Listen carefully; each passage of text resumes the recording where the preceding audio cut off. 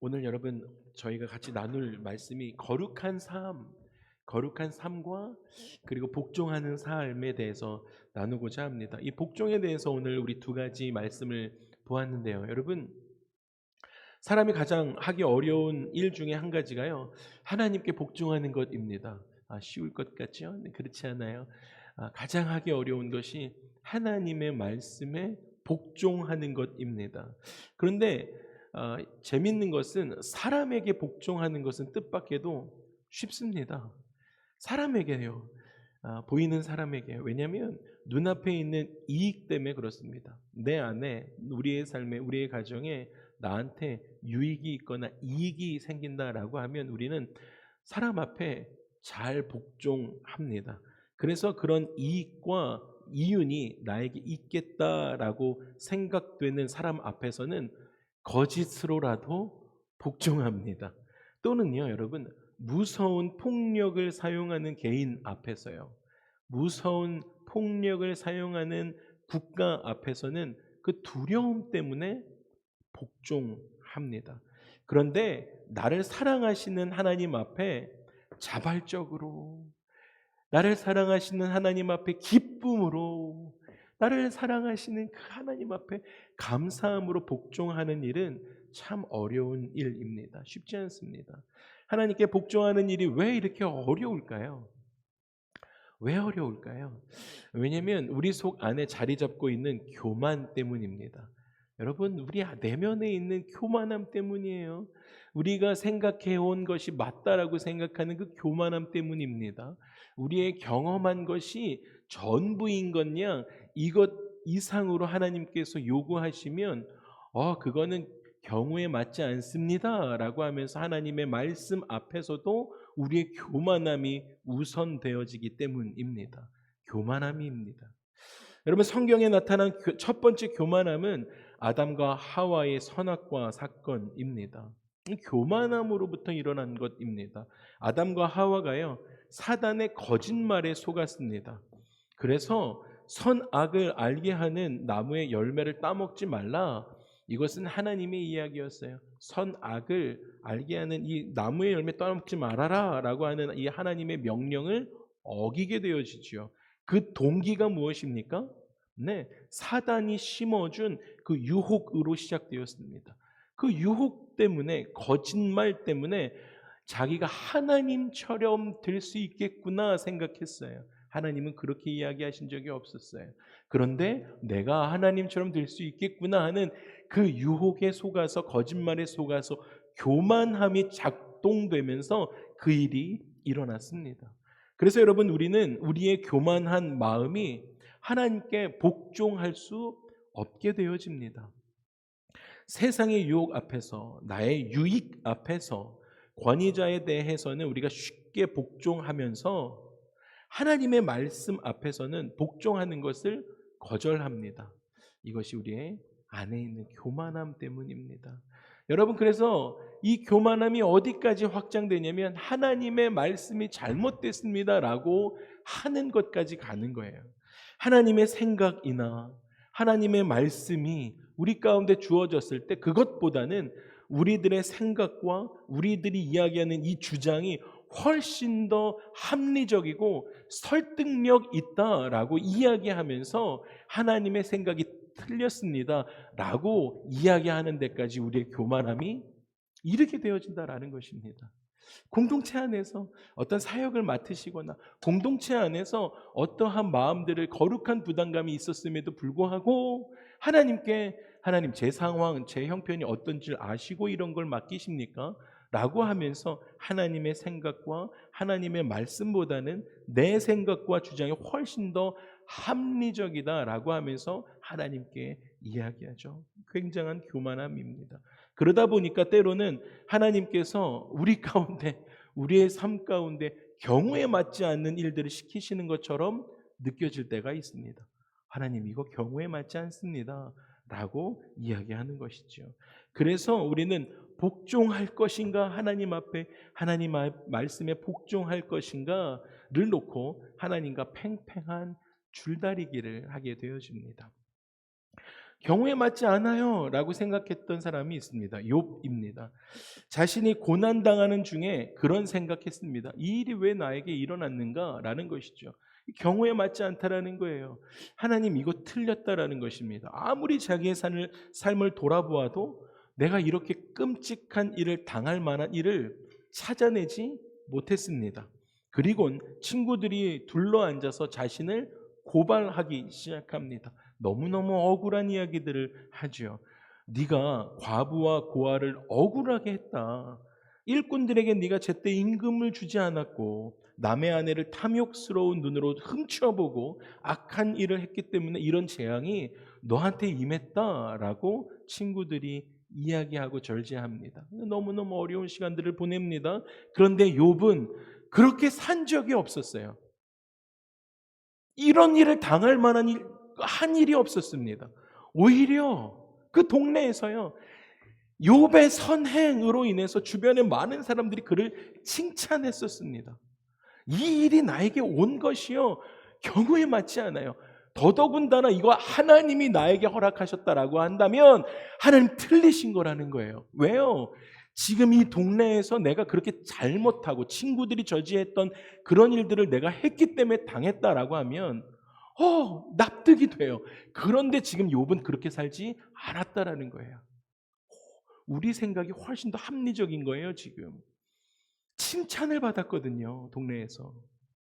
그런데 왜 내가 이런 고통을 당해야 하는지, 이렇게 경우에 맞지 않는 일을 내 삶에 왜 허락하시는지 하나님 좀 대답 좀 해주시면 좋겠는데 욥이 아무리 하나님께 물어도 하나님 대답하지 않습니다. 교만함이 저변에 있는 거예요, 우리 안에.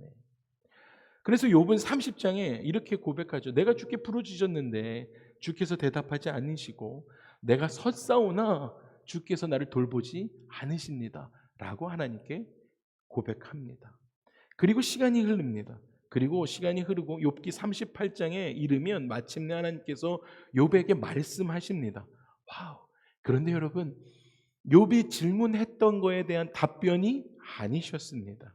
오히려 욥에게 네가 한번 대답해 보거라 라고 하면서 하나님이 나타나셔서 명령하십니다.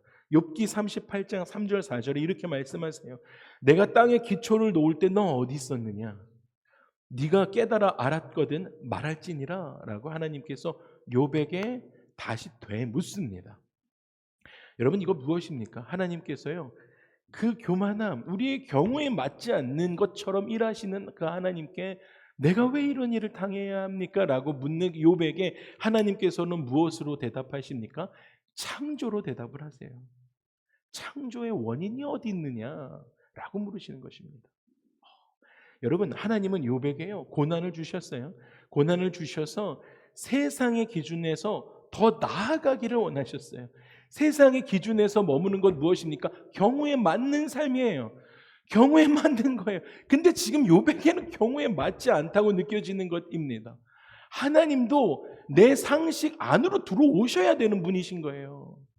그런데 하나님께서는 욥에게 고난을 주셔서 그 다음에 네가 가지고 있는 그 세상의 기준에서 더 나아가서 창조의 자리까지 나와라 라고 욥을 초청하고 계신 것입니다. 세상의 법으로 살아가는 것이 아니라, 도덕적인 법으로 살아가는 것이 아니라, 도덕적으로 죄가 없다라는 것에서 머무는 인생이 아니라 창조적인 삶을 그에게 기대하고 초대하셨다라는 것입니다. 그래서 이렇게 이야기를, 너의 삶을 무에서 유로 만들어라. 여러분, 세상은 할 수 없는 것입니다. 창조로 대답하시면서 너의 삶을 무에서 유로, 세상이 할 수 없는 것으로 만들어라. 그러니까 무슨 이야기예요? 네가 보상받을 필요가 없는 사람들에게 잘 해주어라 라는 거예요. 세상은 늘 give and take예요. 이것 없으면 안 됩니다. 그런데 욥에게 네가 보상받을 필요가 없는 자들에게 잘 해주어라. 즉 오늘 말씀에 원수 사랑하며 살아가라 라고 이야기했다라는 것입니다. 하나님의 법칙을 요구하고 계십니다. 그리고 그는 결론에 왔을 때 그 모든 것을 수용하게 되어집니다. 그리고 욥기 42장 5절에 이렇게 이야기하죠. 그는 고백합니다. 하나님, 내가 지금까지 하나님을 귀로만 들었습니다. 그런데 이제 알겠습니다.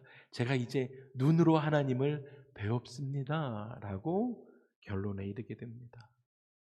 사랑하는 주사랑 2부 예배 가족 여러분, 온라인으로 함께 예배하고 있는 우리 여행 중에 있는 우리 주사랑 가족 여러분, 세상의 역사가요 다 순리대로만 되는 것은 아닙니다. 선한 사람은 반드시 잘 되고 악한 사람 반드시 벌 받는다라는 이 인과 응보의 법칙이 통하지 않을 때도 있습니다. 여러분, 우리는요 늘 원수가 망하기를 바랍니다. 원수가 망하기를 바라요. 그런데 하나님은요 그 원수가 돌이켜 구원받기를 원하십니다. 그러니까 우리의 입장과 하나님의 입장이 늘 다른 거예요. 그래서 이 예수님은 오늘 말씀의 9가지로 말씀하십니다. 다시 한번 여러분 오늘 말씀 잠깐 한번 띄워봐 주시겠어요? 차근차근 한번 더 읽겠습니다. 여러분의 삶에 이 9가지가 어떻게 적용될 수 있는지, 우리의 교만한 마음으로 살아가는 것은 경우에 맞게 선한 사람은 잘 되고 악한 이들에게는 악한 일들이 일어나야 된다라고 우리의 교만한 마음들 안에서 그렇게 이야기하고 있지만, 오늘 예수님께서 9가지를 어떻게 이야기하고 계시는지 한번 같이 찬찬히 읽어보도록 하겠습니다. 함께합니다. 시작. 그러나 너희 듣는 자들에게 내게 이르노니 너희를 미워하는 자를 선대하고 너희를 저주하는 자를 위하여 축복하고 너희를 모욕하는 자를 위하여 기도하라. 너희의 이 뺨을 치는 자에게 저 뺨도 돌려대며 내 겉옷을 빼앗는 자 속옷도 거절하지 말라. 내게 구하는 자에게 주며 내 것을 가져가는 자에게 다시 달라 하지 말며 남에게 대접을 받고자 하는 대로 너희도 남을. 아멘. 여러분, 이 경건의 삶은 이 9가지와 함께 절제의 삶을 살아가는 사람을 가리킵니다. 여러분, 그러한 사람들이 경건한 삶을 살아가는 사람들입니다. 여러분, 우리가 연말을 지나고 있는데 우리가 이 말씀을 묵상하면서 이러한 하나님의 경건한 사람들의 삶이 되기를 주님의 이름으로 축복합니다. 그렇게 살아가는 삶은 누구에게 보이고자 하는 삶이 아닌 것이죠. 여러분, 이렇게 살아가는 것은요 누구에게 보이고자, 이렇게 하면 바보스럽다라는 이야기를 듣습니다. 누구에게 보이고자 하는 것이 아닙니다. 예수님과 하나님께서 우리에게 명령하신 삶이기 때문에 우리는 이렇게 살아갈 수 있다라는 것입니다. 세상 사람들과 똑같은 가치로 똑같은 삶의 방식으로 살아가는 삶이 아니라, 그래서 욥도 마찬가지죠. 그 고난 가운데 하나님의 섭리 안에서, 창조의 그 섭리 안에서 어쩌면 합리적이지 않은 것 같았지만 그럼에도 불구하고 예수님께서 오늘 이 9가지의 삶의 방식대로 살아라 라고 할 때, 그렇게 살아가기 시작할 때 우리는요 비로소 귀로만 하나님을 만나는 인생이 아니라 욥처럼 눈으로 하나님을 배우고 알아가고 닮아갈 수 있다라고 오늘 말씀해 주고 계십니다. 여러분, 원수를 사랑하십시오. 할렐루야. 그리고 미워하는 자를, 여러분을 미워하는 사람들을 선대하시기를 바랍니다.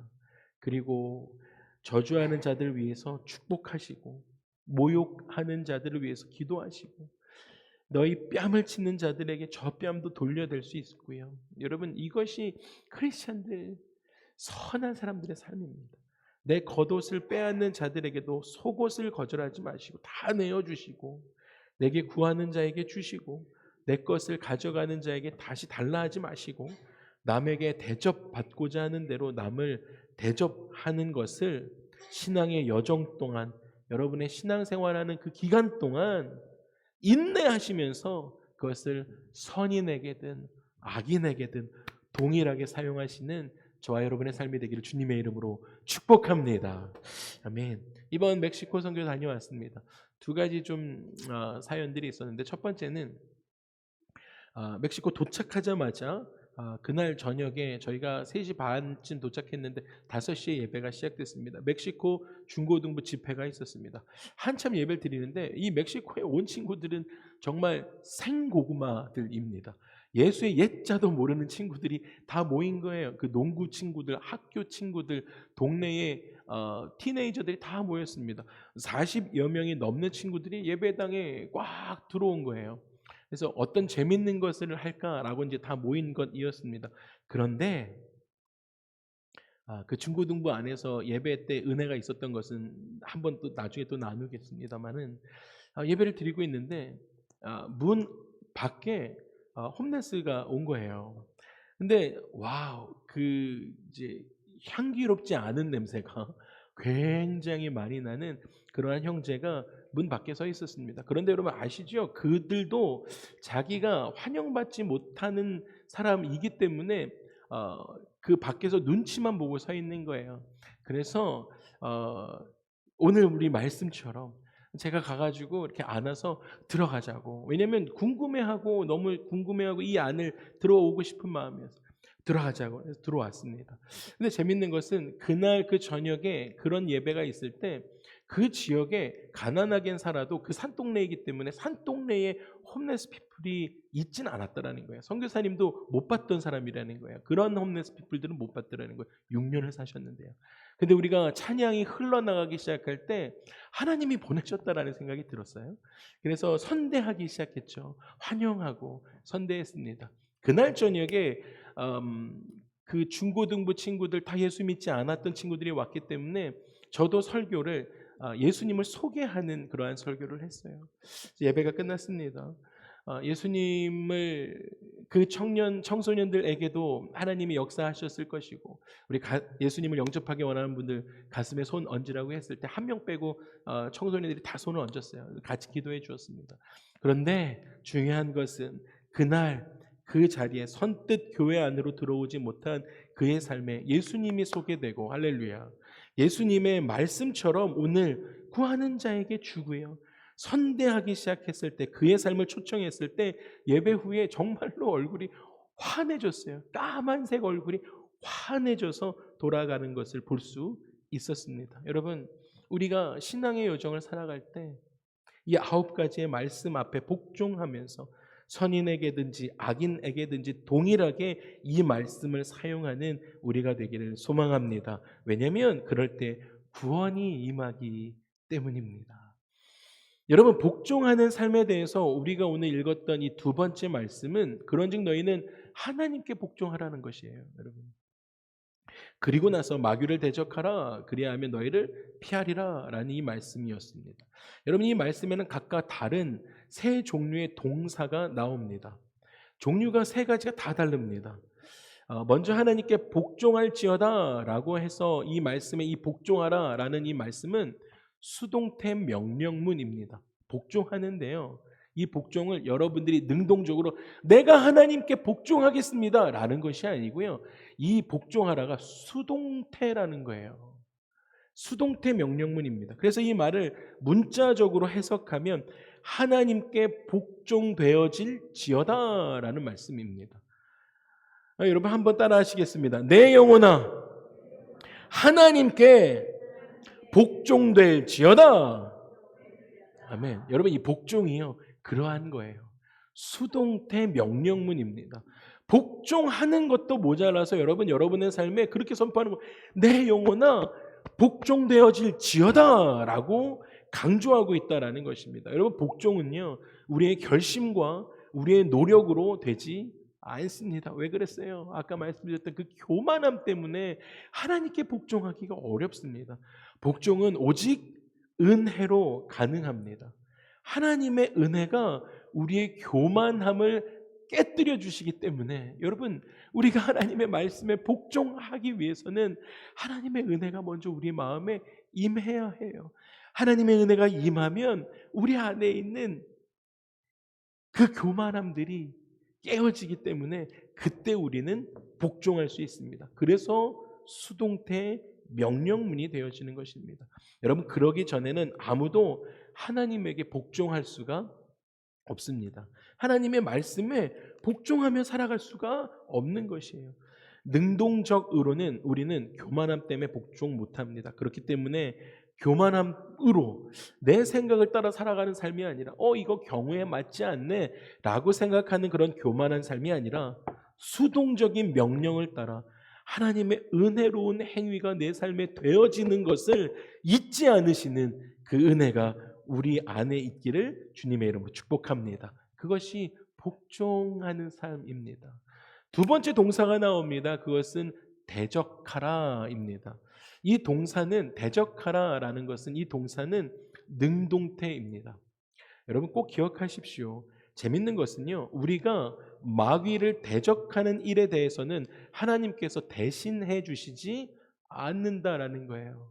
여러분 여러분의 삶에 악한 어둠을 향해서 대적하는 일, 예수 그리스도의 이름으로 떠나가라라고 대적하는 건 능동태입니다. 여러분들이 능동적으로 해야 하는 일입니다. 이 능동적으로 내가 해야 하는 이 일에 대해서는 하나님께서 대신해 주시지 않는다라는 것입니다. 그래서 마귀를 대적하는 것은 우리의 능동적인 삶의 태도가 필요합니다. 하나님께서는 우리에게 마귀를 대적하라라고 명령하셨습니다. 그러나 하나님께 복종하는 것 있잖아요. 우리 처음에 이 복종하는 행위와 마귀를 대적하는 행위는 서로 정반대의 관계에 있습니다.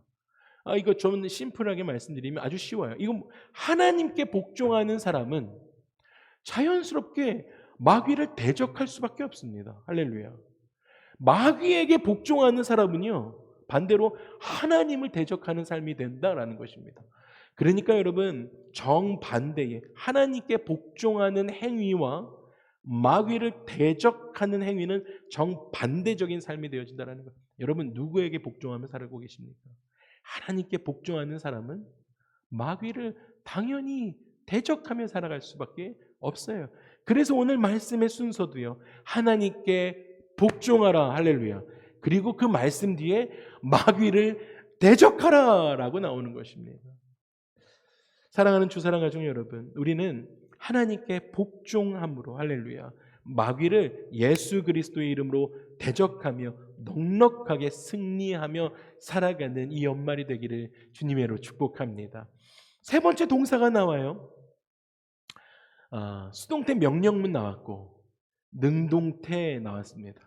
세 번째 동사는 피하리라 라는 동사가 나옵니다. 이 동사는요 수동태 아니고 능동태 아니고 중간태입니다. 피하리라 라고 말씀하세요. 이 중간태는 다른 사람이 주도한 행동에 내가 적극적으로 참여하는 행위입니다.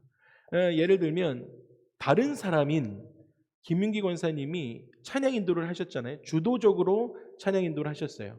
그 주도적으로 찬양 인도를 하신 거에 여러분이 그 찬양하는 행동에 여러분의 행동을 참여시키는 그것이 중간태적 행위입니다. 그래서 이 중간태로 쓰여진 피하리라라는 이 말씀은 우리가 하나님께 복종하셨잖아요. 하나님께 복종하는 사람은 누구를 대적해요? 사단을 대적하기 시작하는 것이에요. 그래서 우리가 하나님께 복종하고 사단을 마귀를 대적하기 시작할 때 하나님께서 우리가 주체적으로 무엇을 했습니까? 능동적으로 사단을 대적했죠. 그러면 중간태적인 하나님께서 마귀를 향해서 우리 주변에서 떠나게 하시는 준엄한 명령이 중간태입니다. 피하리라. 하나님께서 하시는 행위입니다. 여러분 우리의 삶과 여러분의 가정과 여러분의 아이들 가운데 어둠의 영을 조금 더 틈타지 않게 하고 싶으십니까? 그렇다면 여러분 능동적인 명령 사단을 예수 그리스도의 이름으로 대적하시길 바랍니다. 할렐루야. 예수 그리스도의 이름으로 떠나가라 라고 선포하시는 거예요. 이것은 명령입니다. 그래서 그렇게 명령을 하시면 중간태적인 명령 하나님께서 마귀를 향해서 우리 주변에서 떠나게 하시는 그 준엄한 명령이 내려져서 사단은 한 길로 왔다가 여러분의 삶에서 7길로 도망하는 역사가 이루어야 될 줄로 믿습니다. 이것은 예수님께서 귀신을 향해서도 하셨던 것과 마찬가지입니다. 예수님께서 그 사람에게서 나오라 라고 하실 때 귀신들이 그 사람에게서 떠나갔잖아요. 능동적인 명령은 예수님이 하셨어요.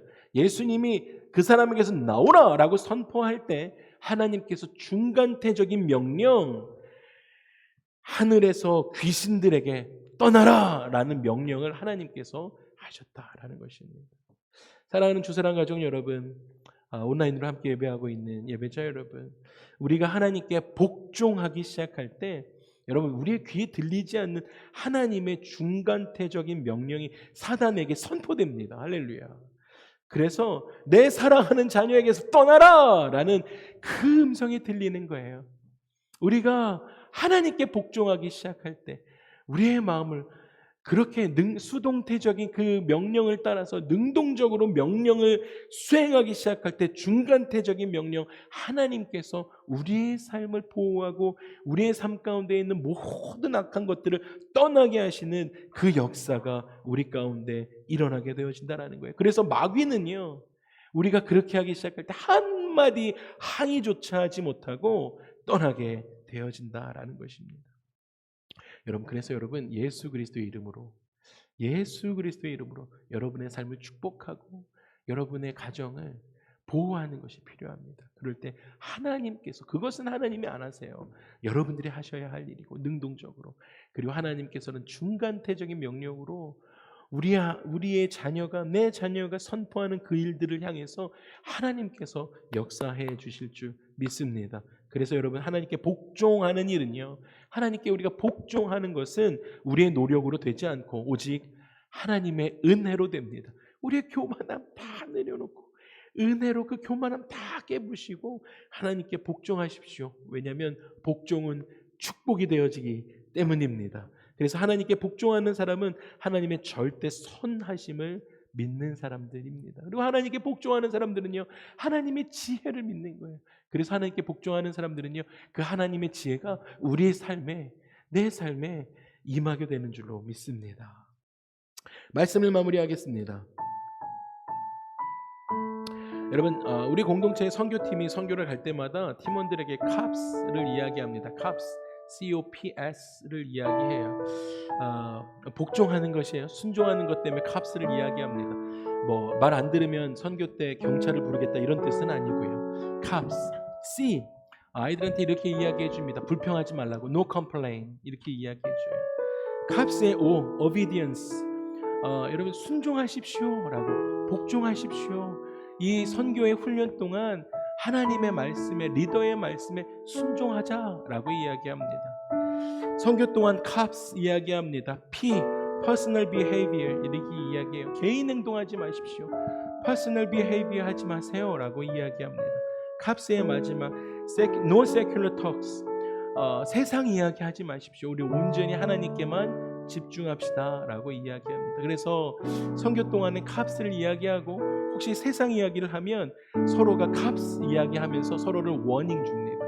그렇게 훈련을 시킵니다. 여러분, 그런데 이번 3일 동안 저희가 8시간 내려가잖아요.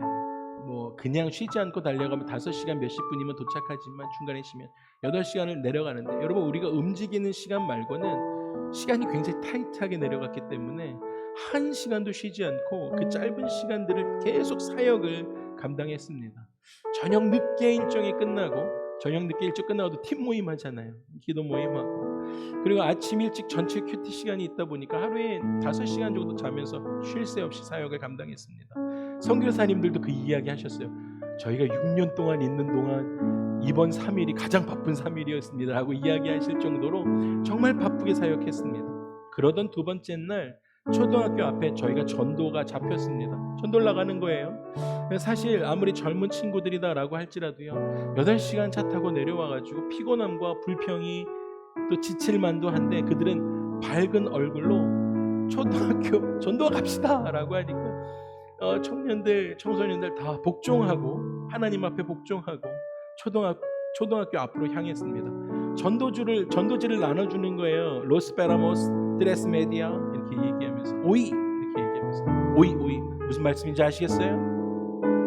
오늘 3시 반까지 와라 이렇게 얘기해요. 그 이야기를 계속 해주는 거예요. 그래서 로스페라모스, 드레스메디아 하면서 계속 줬어요. 오이 하면서 오늘이야 이렇게 얘기해주면서, 여러분, 그렇게 순종하고 교회에서 기다렸는데요, 짜잔, 여러분, 정말 많은 아이들이 왔습니다. 정말 많은, 보이세요? 정말 많은 아이들이, 이 학교고요, 정말 많은 아이들이 저렇게 앉아서 성경 공부, 말씀 공부를 하기 시작했습니다. 여러분, 선교사님은 지금까지 가장 많은 아이들이 교회에 왔다라고 평균 출석의 선교 편지 보신 분들 아시겠지만 4배 이상이 온 것 같다라고 하면서 감사하셨습니다. 여러분, 이러한 하나님의 역사가 어떻게 일어나는 것입니까? 와우. 여러분, 피곤해도요, 경우에 맞지 않는 것처럼 느껴지지만 리더의 말에 하나님이 말씀하시는구나 라고 생각하면서 복종한 단기 선교팀 안에 일어나는 하나님의 역사입니다. 할렐루야. 여러분, 그리스도인에게 있어서 복종은 가장 적극적인 신앙 행위입니다. 여러분, 신앙생활 하시면서 하나님의 말씀에 복종하십시오. 이것보다 더 적극적인 신앙 행위가 없습니다. 하나님께 대한 우리의 복종은 비굴한 것도 아닙니다. 비굴하게 복종하는 것도 아니고 의미 없이 억지로 따라가는 그런 맹종도 아닙니다. 성숙한 그리스도인들에게 나타나는 현상이 하나님께 복종하는 삶이 되어집니다. 여러분, 내년에도 선교가 저희가 이제 플래닝이 다 끝났어요. 그래서 아마 여러분들께 포스터로 보내드릴 것입니다. 보여드릴 것입니다. 여러분, 여러분의 삶의 자리에서 하나님이 거룩한 부담감 주시면 여러분 복종하십시오. 경우에 맞지 않고 상황들 맞지 않는다라고 여러분 삶을 접고 여러분의 삶의 안위와 평안을 간구하는 인생에서 벗어나십시오. 여러분, 하나님께 복종하는 삶이 성숙한 그리스도인들의 삶이 되어진다라는 것입니다. 여러분, 내가 얼만큼 하나님의 말씀과 성령의 감동하심에 복종하고 살아가는가? 여러분, 어떻게 하십니까? 내 생각으로 이해되지 않는 그런 상황과 환경 속에서 내가 얼만큼 복종하고 있는가라는 거예요. 여러분, 바로 그것이 순전한 믿음, 순전한 복종이 되어집니다. 우리 함께 일어나실까요?